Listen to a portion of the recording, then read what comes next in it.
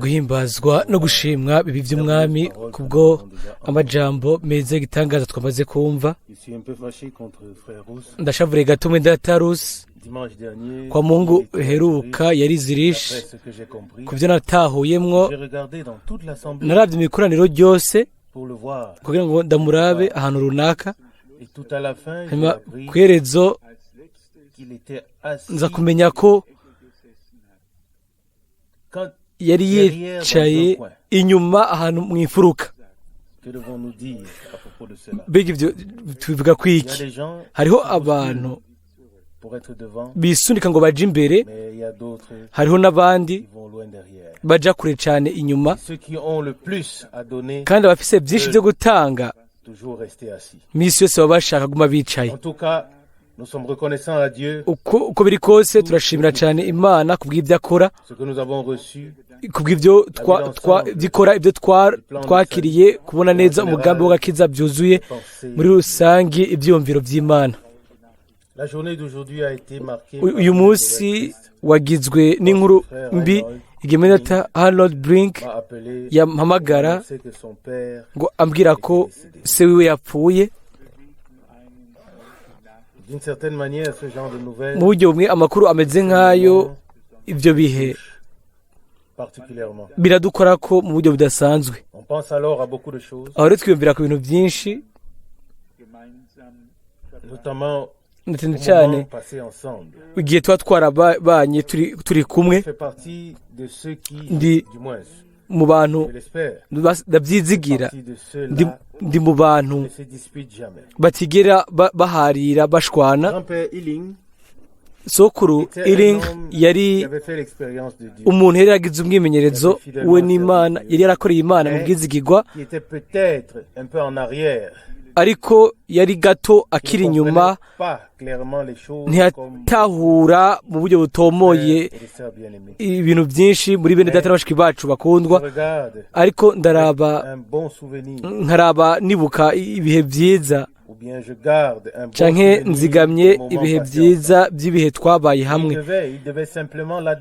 Yategerezwa gusa kubyemanga. Yaravuze ati muri data Evald, sinshobora guharira nawe nubwo twari dufite uko tubona ibintu. Ibyo reje byaranezereje cyane. Murazi abantu bose barashobora guharira gushwana. Ibyo ntibikeneye ubuntu, bikeneye gusa ko ufise ikintu ufise gishize mu mutwe iwawe, biba bimaze gukoreka. Abantu bameze nk'uko tubasanga ahantu hose kandi mu minsi yose. Ariko nasomye mu byete bya Pawulo igihe yavuga ngo nabaye umukozi wa bose kugira ngo ndabaronke ari benshi. Abikorino ba mbere 9:19. Ubwo nibwo buntu. Igihe umuntu mu buryo bwuzuye abatandukanye cyane nawe, ariko akemegwa nawe nyene uko aba ameze, atari uko twokunze yuko uwo muntu yomera, ariko uko nyene uwo muntu ameze.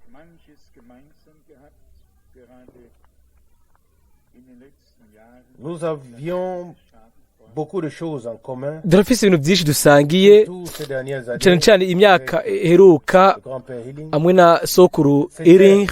Ni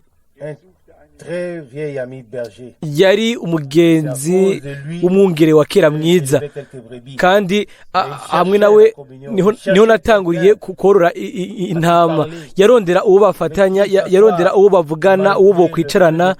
Nubwo twamaze igihe gito turi kumwe, ariko uyu munsi ndashima kubwo amasaha yose ayo twabaye hamwe tuvuga ku ijambo ry'Imana, tugasenga, mbere tukanaririra hamwe. Ni iminsi ni iminsi nk'uyu munsi, ni iminsi iyo turaba inyuma tukayiraba na amashimwe. Nta munsi n'umwe w'umucano wigeze ubaho hagati yacu.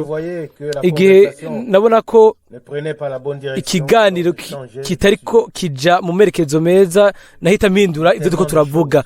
Hariho ibintu byinshi ibyo dushobora kuvuga ko tudateje imishwano. Et frère Branham, kandi muri data Branham qui, je crois, uwo ndizera muri data Branham ndizera un exemple, yari niwe karorero kadasanzwe kuri twebwe twese. lui avec la uyo connaissance de Dieu, ukuntu yari azi imana afise impano yo guhishurirwa, yari azi ingene était fait. abantu bameze. Pourtant, Ariko nubwo biri uko yaba afise urwo rukundo rw'imana rurengera ubwenge bwose, burengera inyigisho yose, bikarengera ubumenyi bwose, hanyuma les gens à Dieu. agafatanya abantu n'imana ubwayo. Tout à la fin, ku iherezo nous réaliserons tous tuzobona twese que le salut yuko agakiza qui nous a été accordé ako twahawe est le fruit du sang de l'agneau. ni camwa c'amaraso y'umwagazi yamenetse ku musaraba i Golgota. Ntibitugora na gato kwizera yuko benshi De tous les temps, mu bihe byose, tous les âges de l'Église, mu bihe byose by'ishengero, beaucoup seront dans le ciel. benshi bazoba bari mu Je vais ijuru. quand même vous tester ce soir. Nashaka kubagerageza gato ku mugoroba, ndabageze Il en est de nous. ndabe ico turico. Combien croient Ni véritablement bangahe bizera mu by'ukuri de toute conviction bavyemezwa rwose que même yuko de l'époque de la mbere Réformation, no mu gihe c'ubugorozi il n'y avait que très peu de lumière et de ahari connaissance. umuco muke cyane no kumenya imana. Ni bande bizera mu by'ukuri yuko tuzobona benshi Au ciel. muri abo bantu mu ijuru? Qui peut le croire? ninde yobyizera? Oh, j'aime ça. Ibi ndabikunze, biranezereje. Qui peut croire ninde yokwizera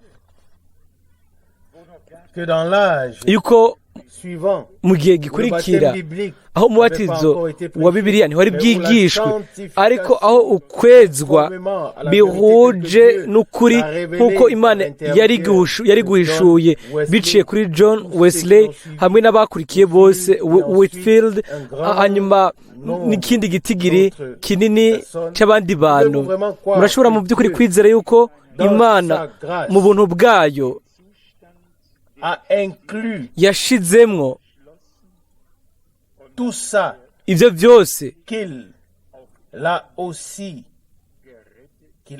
sauvé, kandi ko yakijije, ko no muri ibyo bihe yakijije abantu, yabikwegeye ko, kandi ko tubona mu bwizera. Murabyizera? eh bien, alors aho nous rero sommes satisfaits. turahagijwe. Et aussi, dans le réveil suivant, no mu ikanguro ryakurikiye, savez-vous quand ça devient critique? murazi aho biba bibi, La situation devient grave lorsque ibintu bigera aho biba bibi iyo imana ihishuye ikintu runaka abantu bakacanka, aho no ibintu biba bibi.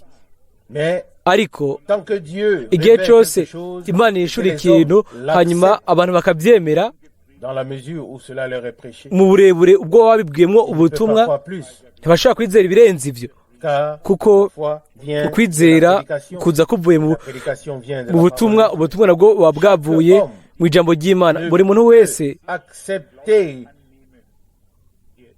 pour lui yemera gusa kuri we mu kwizera uniquement gusa la partie qui lui a été agace prêchée, ako partie yabwiwe, agace k'ijambo yabwiwe.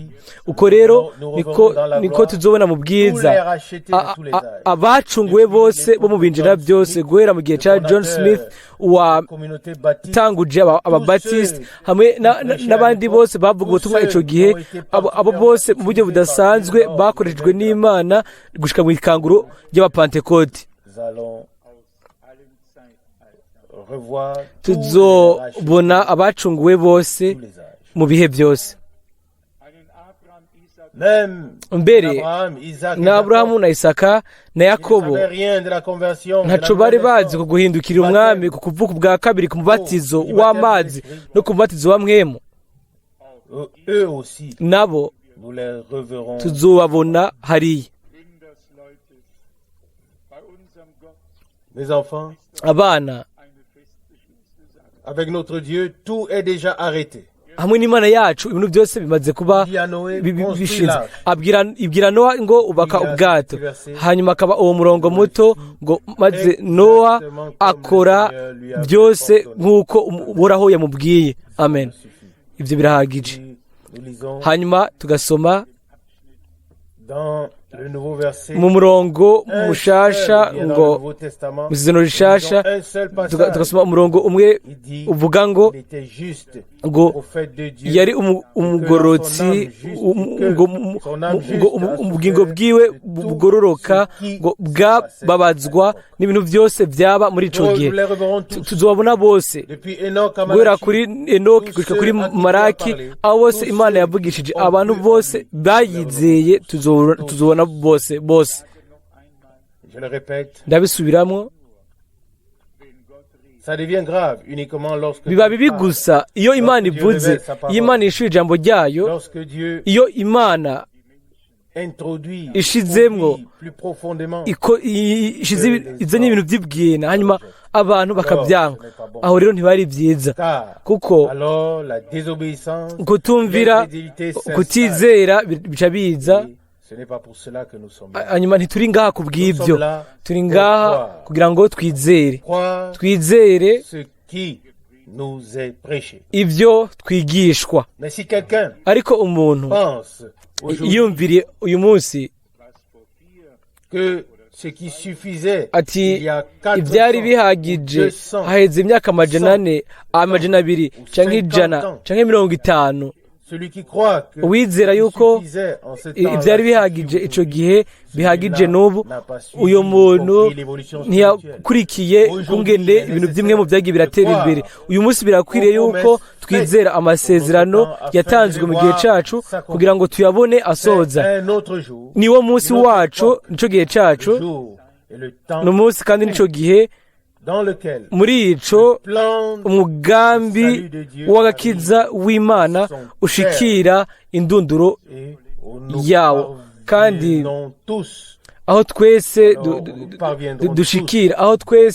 dushikira ugutungana.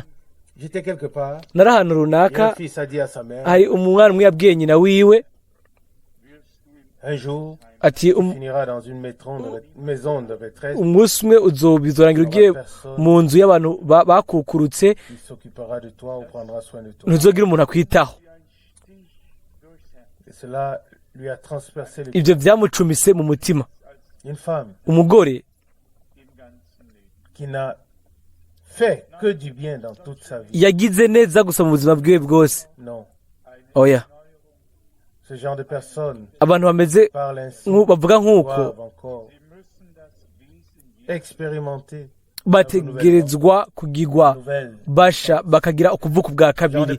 Abantu bategerezwa kugira akamere ka Yesu kugira ngo batahure yuko ntidukwiye gukomeretsa abandi bantu nk'uko mbere, biciye no ku majambo. Rimwe amajambo arashobora kuzana ibikomere bikomeye, byari biteye ubwoba gusa. Twize ko nk'uko ibyanditswe bivuga ngo umwe wese yihutire kumva, atebe kuvuga, kandi atebe no kuraka, kuko uburake bw'umuntu ntibukora ukugororoka kw'Imana. Yakobo 1:19. Uko rero turashaka kwambaza ubuntu bw'Imana kugira ngo ituziganye natwe twoye kubabazanya bamwe ku bandi. Ese ukuntu bishika byihuse,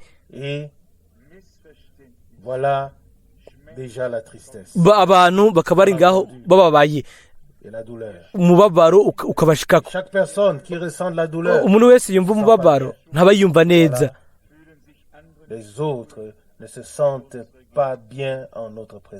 N'abandi ugasanga ntibiyumva neza bari imbere yacu. Imana ibishaka ku iherezo kutugira abantu bafise imbabazi zibwina, abantu bagendera mu nzira zayo, banazi igihe bikwiriye kuvuga. Et j'ai remarqué dans nabonye le ko texte qui a été lu, mu gisomwa casomwe mbere nagiye ndavyemeza nemeranya navyo laisser la ko parole dutegerezwa de Christ kureka habiter ijambo abondamment rya Kristo rikaba muri twebwe rigwiriye kuko C'est ainsi que c'est écrit. uko niko vyanditswe. Ici, nous lisons quelque chose de très Iyo particulier dusomye ikintu kidasanzwe dans l'évangile de mu Jean, butumwa bwiza bwa au chapitre 16. Yohana 16 ndizera yuko Que mon cher frère a déjà ndizere ko souligné le verset. mwene data yamaze gushirwa ku murongo wa kane, haravugwa no ku murongo wa kane muri Yohana 16 Afin que lorsque l'heure de l'accomplissement viendra, vous vous souveniez que je vous l'ai dit. ico mbabaririye ivyo ni ukugira ngo igihe cyabyo nicashika muze muvyibuke ko nanje nabibabwiye. Ikintu ciza Dans ce qui nous arrive, mu bidushikira, ce qui arrive, Dieu, ibishika mu bwami ou ce dans quoi bw'Imana nous sommes canke introduits, ivyo ou en quoi dushigwamwo, nous participons, ibintu tugiramwo umugabane, bien ou mauvais, ivyo bavyiza canke ivyo babibi, tout nous l'a été dit à l'avance. vyose twabibwiwe imbere y'igihe On vous persécutera. ngo On vous bazobahama, livrera. Un frère bazobatanga, s'élèvera contre l'autre, umwene data umwe azoba ahanze uyundi, pensera avoir rendu un service à Dieu. hanyuma ngo hanyuma bibwire ko bariko bakorera Imana. Biranditse ngo umuntu wese azobica azokwiyumvira yuko azoba yibaza ko ahaye ikimazi Imana. Ego ngo ikimazi ciza Donner un autre prix, c'est une chose facile. kubitanga mu giciro cacu ni ibintu byoroshe, ariko kwitanga ubwacu, ukwitanga ubwacu Vivant et agréable à Dieu kimazi sur son kizima autel, gishimwa gihambara Imana ku gicaniro cayo. Ndibaza ko vyanditswe mu Baroma 12, kubikora ni ikindi kintu. Ce qui m'a encore frappé, Ibintu c'est la manière vyankozeko n'uburyo avec laquelle le n'uburyo Seigneur bwo l'a exprimé. umwami yabivuzemo. Jean 4, Yohana verset Kane, 2, deuxième partie. umurongo Jean agace 16, pardon, Yohana 16 umurongo deuxième partie. wa kabiri agace ka kabiri k'umurongo wa kane, Début, parce que uhereye j'étais ubwa encore mbere avec vous. sinari bwabibabwire kuko nari Il nkiri ne kumwe pouvait pas namwe. le supporter. Ntibashobora Après, c'est kubyihanganira. comme s'il n'était plus Inyuma avec eux. ni Mais nkaho il était atari akiri encore kumwe là. nawe, ariko niho yari Ce sont les akiri. derniers instants Byari où il ibihe leur bya parle. amasaha ya Où il nyuma se aho confie yabavugisha, aho Nous reviendrons plus tard yabizigiza. sur Mu nyuma le passage tuzoza où il turaza dit, ku murongo wavuga "Le temps ngo vient où je ne igihe vous kiraje parlerai plus aho ntazosubira en kubavugisha mu migani." 25. Ni umurongo wa 25. Là aussi, il y a une phase. naho habayeho Où les choses ikindi gice avançaient de aho clarté en ibintu clarté. byabandanya bitera Le imbere Seigneur pouvait bitomoye progressivement bibonekana neza. étayer Umwami mu buryo les bubandanya yashobora kugaragaza ibintu. Il est dit ici, Haravugwa hano au verset 7, ku murongo w'indwi, cependant, je vous dis la vérité. Il est ariko bon pour jewe vous ndababwira ukuri, ikizogira ico que je kibamarira nuko jewe car ngenda. si je ne m'en vais pas, Kuko ntagenda, le consolateur ne viendra pas à vous. umwitsa ntazoza kuri mwebwe.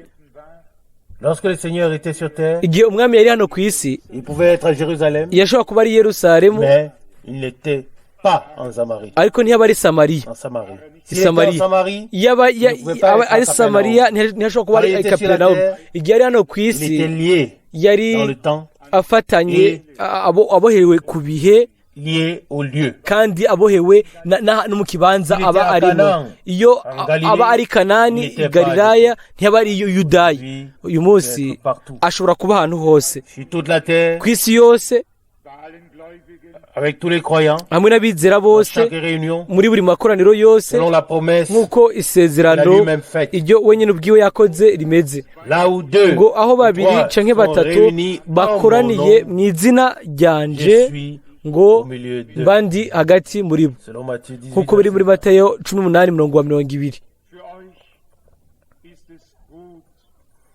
ainsi il leur dit, Uko rero il est arababwira bon pour vous que je ngo m'en aille. icogira kizogira icyo kibamarira ni uko jewe ngenda yego nabyo byari byiza no kuri twebwe yaba yagumye i Yerusalemu abigishwa bashaka ko ashinga ubwami bwabo ubwami bwiwe baranababaye baravuze ngo twari twiyumvira yuko ari we azocungura Isirayeli akazana ubwami bwiwe muri Luka 24:21 ariko byose byabaye bibukundi ubwa mbere yategerezwa gushiraho ibisabwa bikwiriye kugira ngo ashobore gushinga ubwami hanyuma byari bikwiye gutahura kuko ubwami bw'Imana ntibuza kubigaragara inyuma gusa ariko buba buri imbere muri twebwe hanyuma akaza igihe aho ubwami bw'Imana buzoba bugaragara bubonekana aho tuzoganzanya n'umwami muri ubwo bwami umubabaro wari wafashe abigishwa ubu rero turageze mu gace akankura ko mu buryo budasanzwe kandi nk'uko nabibabwiye igihe namenya aya makuru uyu munsi yego nari ngozwe ko cyane amosozi yanje yakorotse nashoboye kwifata uriyumvira ku bintu byinshi ubuzima bwa buri muntu wese ni bugufi dufise ubuzima bumwe nta munsi n'umwe ugaruka nta ndwi n'imwe nta kwezi na kumwe nta mwaka n'umwe nta saa n'imwe nibajije ibyo nashoboye gukorera Imana n'ibyamwa ibyo ari byo biba byaragize murabizi neza ko hariho ibintu mu buzima aho twiraba turi imbere y'Imana kugira ngo tumenye nk'uko yabivuze nimba twagiye kugira ngo twame ibyamwa kandi ibyamwa byacu bikagumaho nk'uko biri muri Yohana 15:16 hari ibyumviro byinshi byaje muri jewe mu byumviro byaje byose byatanguye igihe vuba navugana n'abantu batizera umushinga nahe yatugendereye hano bari bitwaretse cyane kumenya ingene ubuzima bwo muno mugwi hano bumeze hanyuma murashobora kwibaza icyo nishuye naravuze nti turi umuryango munini hano hagati muri twebwe umwe wese arazi uwundi wese abantu bose barazi nabivuze uko byari bikwiye kumera uko ndabyibaza uko ndabyifuza navuze ibintu nk'aho umenga bimeze uko nyine ariko uyu munsi igihe nari nkoze uko cyane imbere mu mutima ikibazo canjemwo ati mbega nawe washinze niyo ukuri canke ibintu ntibiramera nk'uko wabivuze nabivuze nk'uko ndabyifuza nabivuze nk'uko ndabyumvamo jewe ubwanje nashaka kubivuga ku bindaba ndizera n'umutima urimo ukuri ndizera ko ushobora kubabarana n'abababaye nkarirana n'abarira nkanezeranwa n'abanezerewe ibyo nabihawe n'Imana ariko nubwo biri uko biragoye cyane kubikora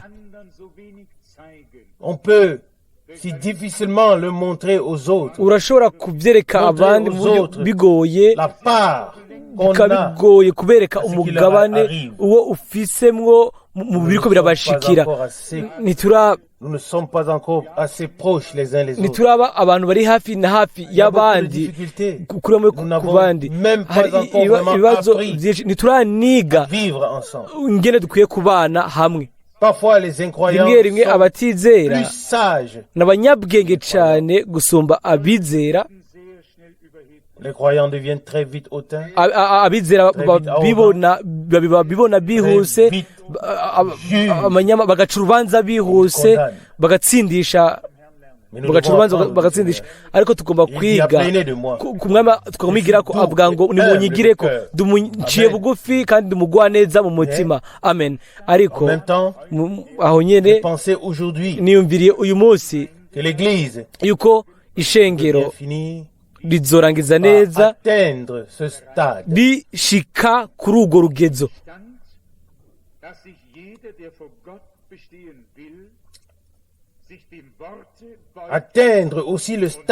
rigashikira igihagararo aho abantu bose bagomba guhagarara imbere y'Imana bazogamburukira ijambo bemanga yuko ata muntu n'umwe ashaka gukizwa nk'uko we nyine abyumva ariko bose bakagendera mu by'ukuri mu turimbi tw'ijambo kugira ngo dushikire intumbero. La question que je me pose ikibazo nibaza maintenant est la suivante. Ni iki gikurikira. N'avons-nous pas tous à peu près le même sentiment? Mbega twese nitwiyumvamwo ibyo nyene ni kuvuga ko dutegerezwa plus intimement kuba dufatanije n'umutima ukunda rwose twegeranye. Byari bikwiye kuba ari bishoboka yuko tuba dufatanije mu rukundo rw'Imana ku buryo bw'uko umubabaro w'uwundi umubabaro wa bose, umunezero w'umwe ukaba umunezero wa bose, que nous soyons vraiment tukaba mu by'ukuri unis par Dieu dufatanije n'Imana mu mubiri umwe.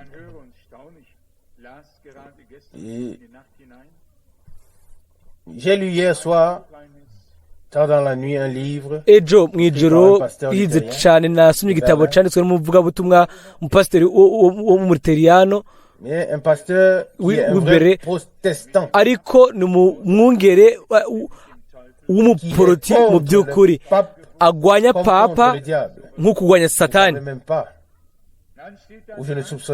Sinarakeka yuko hoba hakiriho ibintu bimeze nk'uko. Mu gitabo ciwe ari ubutumwa bw'umupapa umwe yavuze ngo Kristo niwe mutwe, ngo Mariya ni zosi, ngo twari zosi, twari umutwe.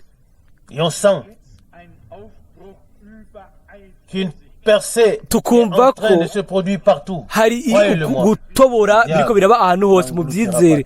Satani ntazomira ibintu byose, hazoba hariho ugutandukana mu migwi no mu migwi yidegembya.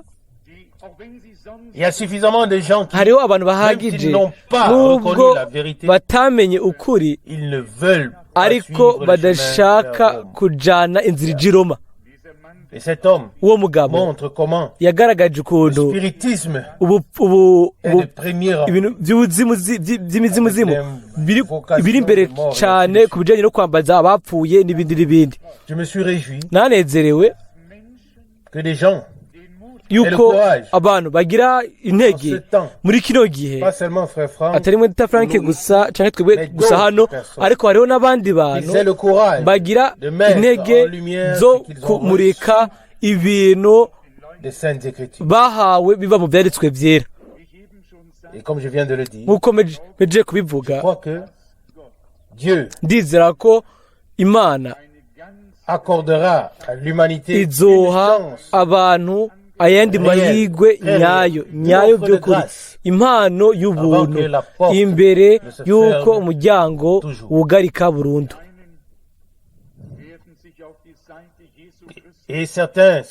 Kandi bamwe baduja ku ruhande rwa Yesu Kristo umwami wacu,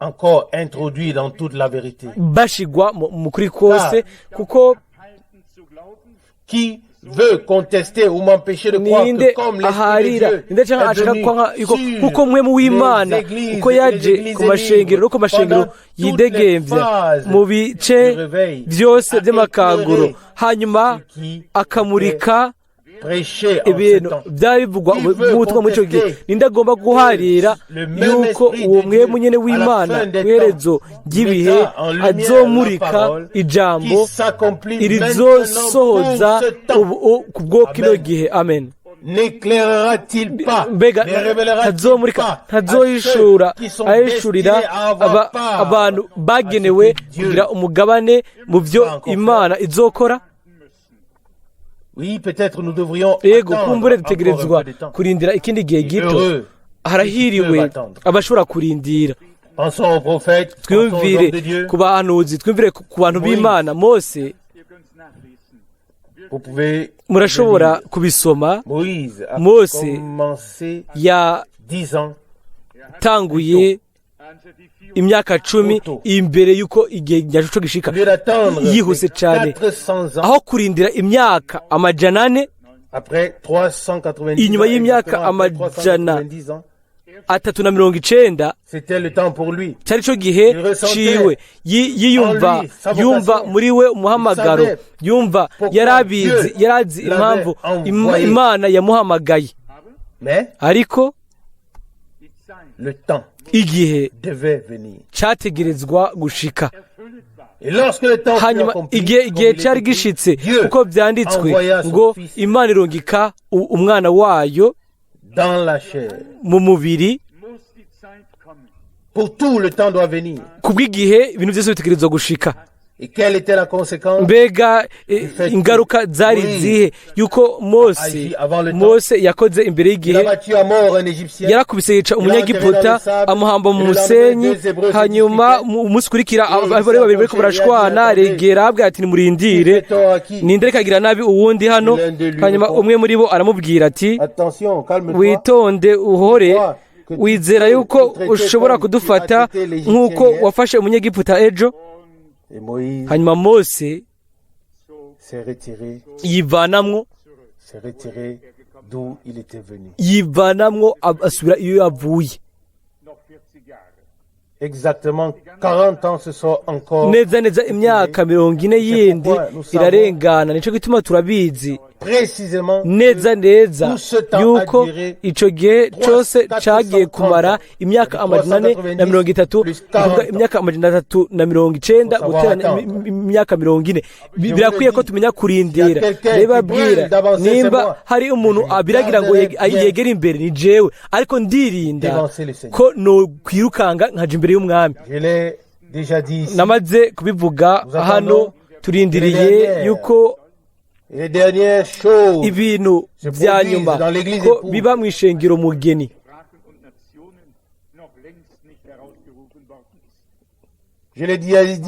narabivuze hano turindiriye yuko ibintu bya nyuma biba mu ishengero mugeni kandi ntitwanatahuye yuko ishengero mugeni ryavuye mu mahanga yose mu ndimi zose mu bihugu byose riracyari kure ko ryohamagarwa ryose rigasohoka mu buryo bwuzuye birakwiye ko tubona ibintu bimwe inyuma y'ibindi ni kubibona muri rutonde rwabyo ibintu bya nyuma biraza ku iherezo ariko twuzuye ibyizigiro rimwe rimwe turacika intege tukiheba tukagira ukuri ibyizigiro hanyuma tukinjira imbere y'imana amahoro mashasha ibyizigiro bishasha ukwizera gushasha bikaza mu mitima yacu ntitwizera ubwacu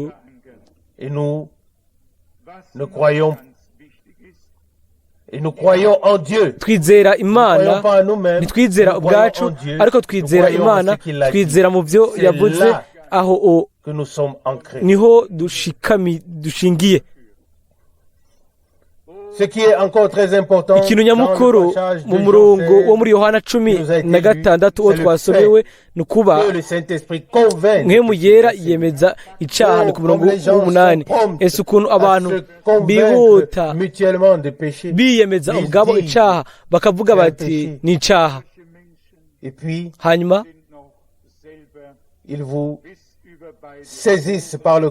bakabafata ku bitugu bagashaka kubasobanurira icyaha icyo ari cyo abo bantu ubwabo nabo mu buryo bwuzuye baracari mu cyaha cyo kutizera benshi bishira hejuru ya byose neza nk'uko abafarisayo ariko Leur cœur imitima yabo était un repère de brigands, yaba ari isenga z'abambuzi, une maison de brigands. inzu y'Imana ikaba isenga z'abambuzi, ariko uko bisa inyuma baba bambaye amakanzu maremare, ntibareka baba bari mu isoko bakareka bakaramutswa n'abantu bose, bagafata ikibanza cya mbere ahantu hose, haba mu bukwe haba ahandi, bisi yose baba bicaye bari imbere, buri wese akabaramutsa bati mwigisha, imbere muri bo bakaba buzuye amagufa yapfuye, bakaba zari imva zikwinguje kwingwa, ariko inyuma bakaba bafise ishusho yo kuba Imana. Ndiyumvira kuri Yohana 9, sindi mubi, ariko turabona neza uko bimera. Umuntu umwe akaba ababaye, hanyuma ubwo nyene bagahita baja mu kibanza c'umucamanza, c'umushinjacaha canke sinzi, aho rero bakamufata akavuga ati nguvuze ngo iki, umuntu nabo abafashe, mbega byari guca bigenda gute? Yari gukubitwa n'inkomezi zabo zose, ariko turabwirwa muri Yohana 10:6 ngo ninagenda, umurongo w'indwi, ngo nzo mubarungikira, ngo uwo niyaza azohinyuza ab'isi, ngo azugura amaso ab'isi. Ni umurongo w'8. si umuvugabutumwa, si umwe azugurura amaso y'ubundi, ariko Mpwemu Yera mu gutangazwa kw'ijambo azemeza, bizoba bihagije bikomeye. Haleluya. Ndabibabwira, c'est là le point essentiel. aho niho hari agace nyamukuru. Nous avons besoin, turakeneye mu buryo bushasha ugutangazwa kw'ijambo, aho Mpwemu Yera atangura gukora, kugira ngo abantu ntibabe gusa batewe ubwoba gusa kubera yuko ngo kumbure bategerezwa gutekana, ariko Mpwemu agashobora kubemeza, hanyuma akabagaragariza Yesu nk'umukiza wabo. Amen. Hanyuma bagashobora kwemera agakiza no gucungurwa. Azugurura amaso y'ab'isi, ngo azohinyuza ab'isi abemeze iby'icaha n'ivy'ukugororoka n'ivy'amateka. Ni ibintu bitatu nyamukuru bya ngombwa, nivyo bijanye navyo, ariko mbega bijanye no kugororoka uko, ariko ukuwe bijanye n'ikihe caha, bijanye n'urero rubanza, mbega ibintu bitatu mu vy'ukuri bisa gute? Ndasoma umurongo w'9 ni muri Yohana 10:6, aho niho bitangurira ku biraba icaha, ngo ivy'icaha kuko batanyizeye. Il s'agit de l'incrédulité, bijanye no kutizera, du péché icaha co kutizera, par lequel tout le reste muri ico se manifeste. ibisigaye byose bice bibonekana. Ouvrira les yeux du monde Mpwemu Yera azugura amaso y'ab'isi sur le péché. ku caha, Sur le péché, ku caha parce qu'il ne kubera croit pas yuko en batanyizera. Et là, le Seigneur dit, vous Aho pouvez umwami tous les aravuga lire. ati mwese murashobora kubisoma, Si vous ne croyez aravuga ngo pas ce que nimutizera je ico ndi, Vous mourrez uwo dans ndiwe vos péchés. muzopfira mu byaha byanyu. Amen. Yohana 8:24. Ubwo rero L'incrédulité, kutizera, cette chose mauvaise ico kintu kibi qui remet en question la parole de Dieu kekeranya ku ijambo ry'Imana, et fait Dieu menteur. kikagira Imana umubeshi. L'Esprit de Dieu Mpwemu ouvrira les yeux du w'Imana monde azugura à toi et à amaso moi. y'ab'isi, ayawe n'ayanje, kuko natwe turi bari mu isi. L'Esprit de Dieu ouvrira les yeux du monde Ngo Mpwemu w'Imana azugurura amaso y'ab'isi ku caha kuko batanyizera. Hanyuma agace ka kabiri, en ce qui concerne la justice, ngo ivy'ukugororoka parce que je vais kuko vers le Père. nja kwa Data. Qu'est-ce que c'était? Mbega ibi byari biki? Il a accompli l'œuvre en tant que fils de Dieu. yakoze igikorwa nk'umwana w'imana ubwo abana abakobwa n'abahungu bose b'imana hanyuma yicara iburyo bw'ububasha bw'imana. Il a accompli l'œuvre en tant que fils yakoze de Dieu. igikorwa nk'umwana w'imana kubwo abahungu n'abakobwa bose b'imana hanyuma yicara iburyo bw'ubushobozi bw'imana hanyuma kubera bakugororoka uko imana yahaye abantu biciye muri Yesu Kristo. Murashobora gusoma iryo jambo, J'aimerais vous le lire. nukunze kubibasomera. C'est écrit dans Romains byanditse chapitre 3. mu baroma Romains chapitre gatatu 3. abaroma Il gatatu est parlé de Jésus-Christ, notre haravugwa Seigneur, Yesu au verset Kristo 25. umwami wacu umurongo wa mirongo ine na gatanu, abaroma gatatu mirongo ibiri na gatanu. uwo imana yashizeho kuba impongano y'uwizera ayigirwa n'amaraso yiwe kugira ngo imana yerekane ukugoroka kwayo. Amen. Il ouvrira les yeux du Ngo monde. azugurura amaso y'abisi ku bijyanye no kugororoka Après que le byari sacrifice inyuma y'uko aurait été ikimazi accompli, kizoba kimaze gutarezwa hanyuma ukugororoka kw'imana kugahabwa uwizera. nous ne restons pas Ntituguma enlisés dans le péché de l'incrédulité. tubohewe mu cyaha cyo Le Seigneur nous a kutizera. ouvert les yeux, Umwami yatwuguriye nous a amaso, sortis de l'incrédulité. yadukuye mu C'est pourquoi nous sommes kutizera, devenus croyants. nicyo gituma twacitse abizera. maintenant que nous Ubu sommes rero devenus ko croyants, twacitse abizera, nous reconnaissons que turamenya Dieu yuko imana nous a justifiés. Amen. yadutsindanishirije. Amen. Il n'y a plus personne nta muntu n'umwe doit se justifier devant agomba Dieu. kwitsindanishiriza Ah, imbere Dieu y'imana l'a déjà kuko justifié. imana yamaze kumutsindanishiriza. Seuls ceux qui n'ont pas encore expérimenté la abataragira justification umwimenyerezo wo gutsindanishirizwa n'imana nibo bagerageza kwitsindanishiriza kuko nous ne voulons pas les ariko aider en cela. ntidushaka kubafasha muri ibyo.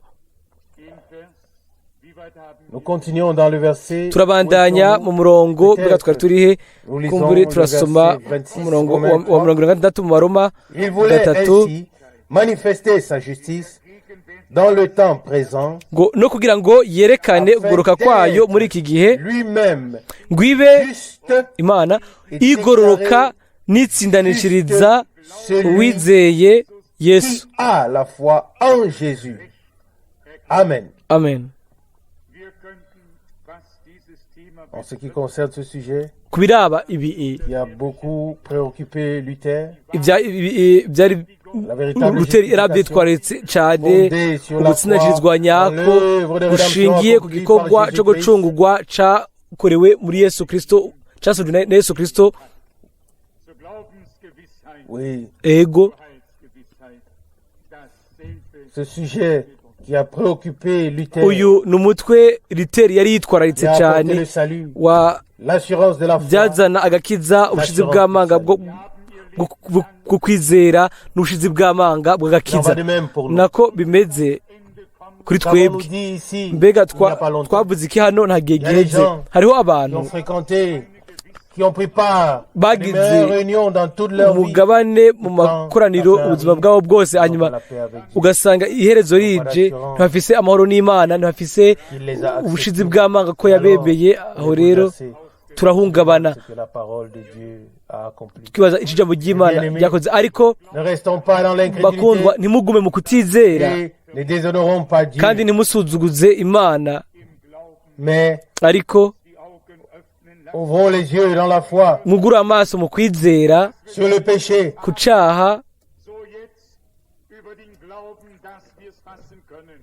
sur le péché parce que nous ku n'avons cyaha kuko pas cru, ntitwizeye, afin que maintenant kugira ngo ubuhoho nous puissions par la dushobore foi bwo comprendre kwizera nous avons été gutahura justifiés yuko par Dieu twatsindanishirijwe au n'Imana travers de Jésus-Christ notre Seigneur. biciye muri Yesu Kristo umwami C'est la wacu. deuxième chose. Icyo cyari ikintu cya kabiri. Troisième point Igice cya gatatu fait simplement partie de la chose. nacyo kigize umugabane muri ibyo.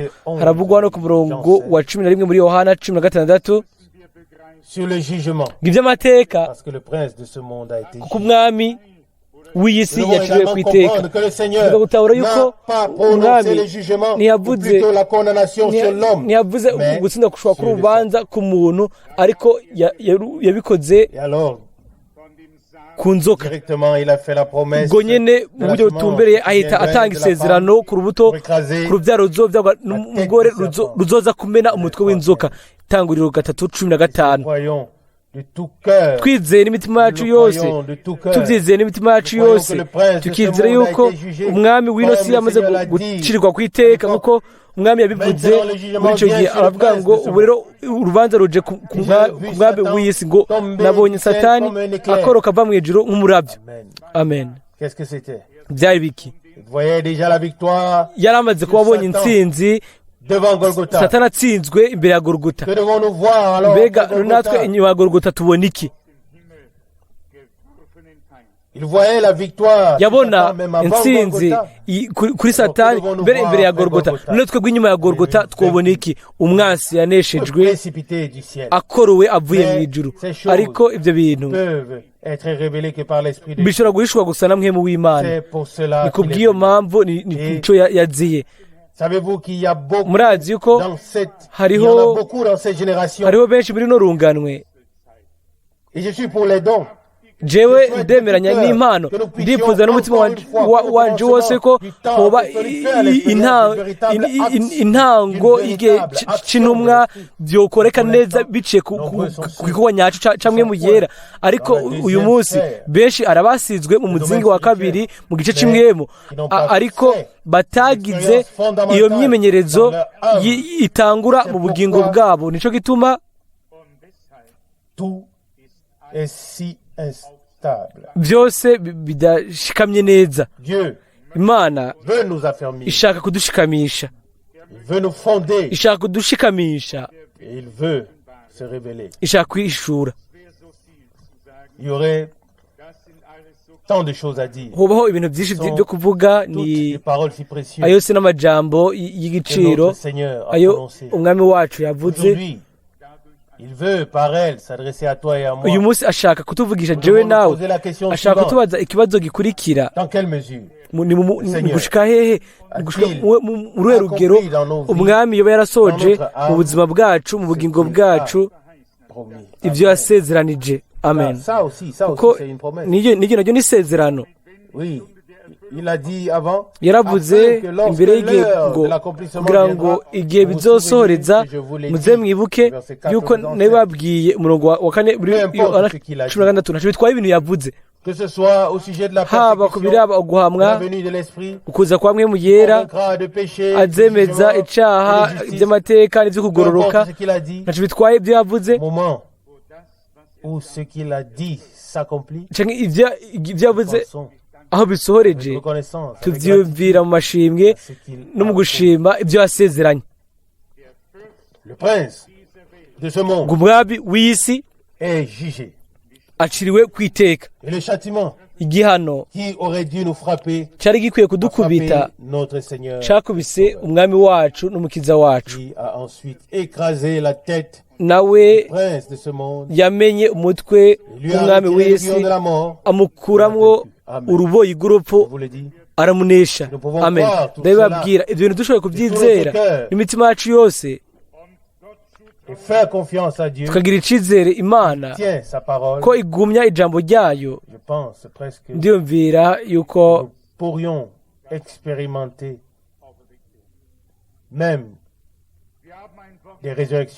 twogira umwimenyerezo no mu kubona ukuzuka ko bapfuye. dufise ijambo ry'Imana umwuzuro waryo nta kintu kimwe kivamo. turifise ari igice, ntidufise ibice bibiri byaryo, bitatu canke bibiri bya bitatu. dufise umwuzuro ukwiye w'ivy'Imana yavuze.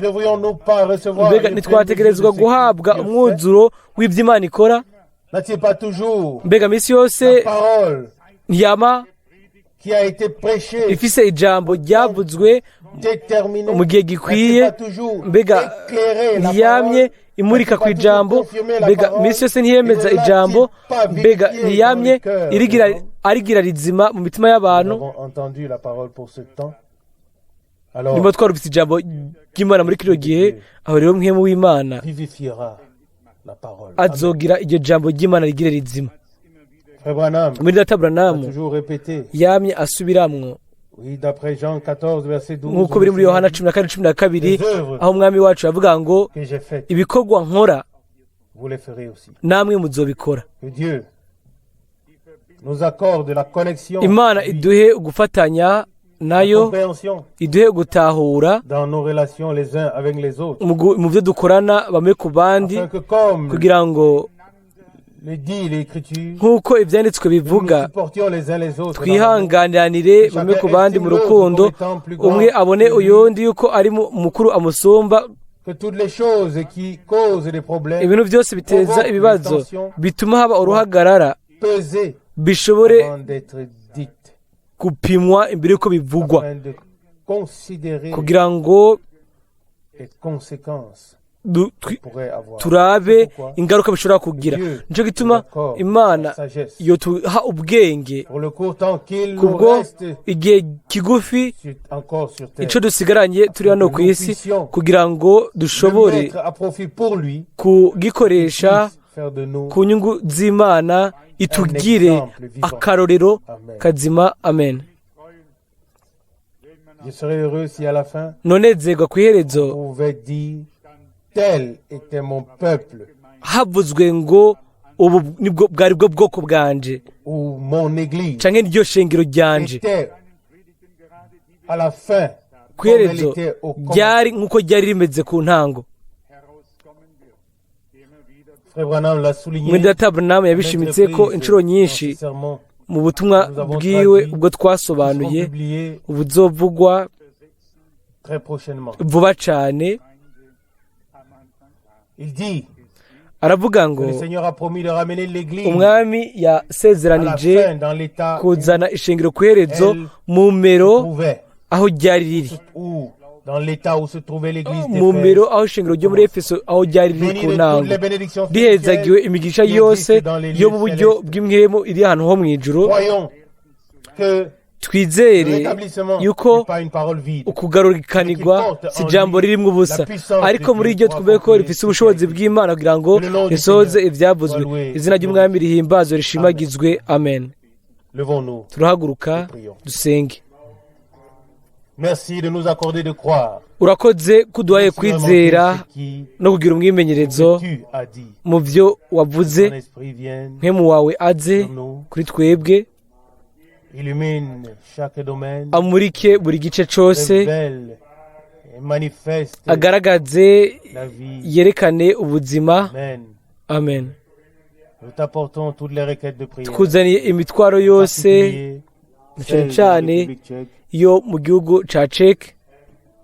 Ô Dieu fidèle, o mana ô Dieu fidèle, Nizigigwa. puisses-tu avoir pitié d'eux. ushobore kubagirira Sache akagongwe bamenye yuko tubasengera hano.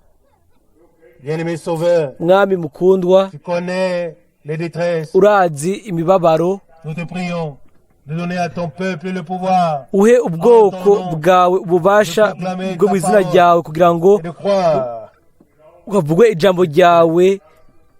ce que tu as promis. twizere ko ukora ibyo wasezeranije. Je te prie aussi ndagusabye kandi de nous accorder la sagesse, uduhe ubwenge, ubuntu de bien nous comporter les uns bwo envers les autres. kwitwara neza bamwe imbere y'abandi.